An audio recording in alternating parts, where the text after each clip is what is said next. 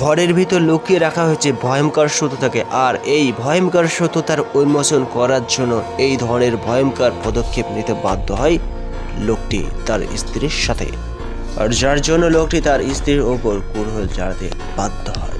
মুহূর্তের মধ্যে আস্তে আস্তে উন্মোচন হতে থাকে সেই ভয়ঙ্কর সত্যতার আত্মপ্রকাশ। তার স্ত্রী এবং ছেলেকে অন্য একটি রুমে বন্দি করে তার রহস্যময় ঘরের মধ্যেই কুড়োল চালাতে শুরু করে।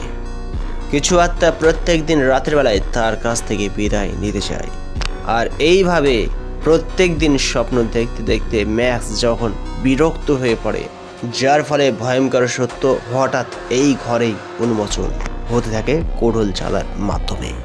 যেই দেওয়ালেই কুড়োল দিয়ে আঘাত করা হয় না কেন, সেই দেওয়ালে মানুষের গণ্ডিতে পরিপূর্ণ হয়ে বিস্তারণ হয়ে আছে রুমটি। যেন তার দাদুর হাতে তৈরি সেই বাড়িটিতে অসংখ্য লাশকে যেন ইটের মতন থাকে থাকে সাজানো হয়েছে দেওয়ালে। আর যত সময় যাচ্ছে ততই কিন্তু ধাপে ধাপে সারি সারিতে অসংখ্য লাশ বের হচ্ছে। একসময় ম্যাক্স সিদ্ধান্ত নিল এই সমস্ত আত্মাগুলোকে মুক্তি করার একটি মাত্র উপায়, জ্বালিয়ে পুড়িয়ে আগুনে ছাই করলেই তারা পরিত্রাণ পাবে।